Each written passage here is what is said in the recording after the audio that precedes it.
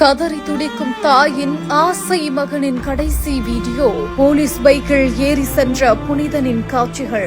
கடந்த வெள்ளிக்கிழமை அன்று விசாரணை என்ற பேர்ல கூப்பிட்டு போயிட்டு இருக்காங்க.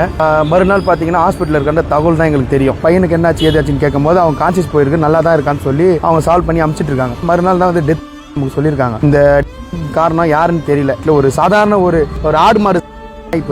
இந்த நிலையில தான் வாலிபர் புனிதன போலீஸ் பைக்ல ஏற்றி செல்லக்கூடிய கடைசி வீடியோ காட்சிகள் இணையதளங்கள்ல வெளியாகி சோகத்தை ஏற்படுத்தி இருக்குது. ஆல்ரெடி ஜெயிலுக்குள்ள கூட்டு வந்து ஹாஸ்பிட்டல் அந்த ஆக்சிஜன் மூலியமா ரெண்டு நாளா காத்து போற மாதிரி மூச்சு போற மாதிரி பண்ணியிருந்தாங்க. 2 லிட்டர் வச்சு போனதுக்கு அப்புறம் நேற்று இறந்து போயிட்டாரு சொல்லிட்டாங்க சார். கைது செய்யப்பட்டு அழைத்து செல்லப்பட்டவர் அநியாயமாக பறிபோன சோகம். சிறையில் கைதிக்கு நடந்தது என்ன? வாடா, என் புள்ளைய வண்டியில உட்காரச்சிட்டு போனல, என் புள்ள அதே மாதிரி இருந்ததோட சொல்லு. என் புள்ளதான் என் குடும்பத்தை சுமந்தான், என் புள்ளதான் என் கஷ்டத்தை ஏத்துக்கினா. என் புருஷன் இல்ல, அவன் புள்ள வச்சிருக்க மாட்டான், அவன் கல்யாணம் பண்ணிருக்க மாட்டான்.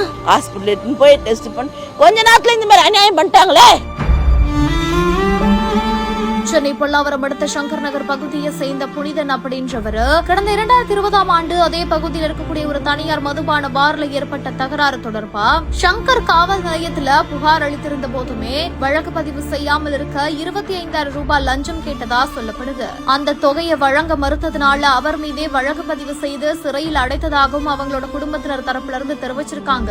இது தொடர்ந்து 2 நாட்களுக்கு முன்னாடி நான் வைலபிள் வாரண்ட் உள்ளது அப்படின்னு சொல்லி போலீசார் 3 பேர் புனிதன் அழைத்து சென்றதாகவும் அதுக்கப்புறமா அவரை புழல் சிறையில் அடைச்சதாகவும் சொல்லியிருக்காங்க. புனிதனுக்கு ஏற்கனவே உடல்நல குறைபாடு இருந்ததா அவங்களோட தாய் தெரிவித்த போதுமே அவசர சிகிச்சை அளிக்காம சிறையில் அடைத்ததாகவும் குற்றச்சாட்டு எழுந்திருக்குது. புழல் சிறையில உடல்நிலை மோசமடைந்ததுனால அவர் அரசு ஸ்டான்லி மருத்துவமனைக்கு கொண்டு செல்லப்பட்டதாகவும் அங்க சிறைவாசி வார்டுல சிகிச்சை பெற்றுட்டு வந்த அவரு நேற்று நண்பகல் உயிரிழந்ததாகவும் மருத்துவமனை தரப்புல இருந்து தகவல் வெளியாகிருக்குது. புனிதனோட உடல்ல பல்வேறு இடங்கள்ல காயங்கள் இருந்ததாகவும் காவல் நிலையத்துல என்னமோ நடந்திருக்குது அப்படின்னு சொல்லிட்டு அவங்களோட உறவினர்களும் பெற்றோர்களும் இதுல சந்தேகம் இருப்பதா காவல்துறையினர் கிட்ட தெரிவிச்சிருக்காங்க.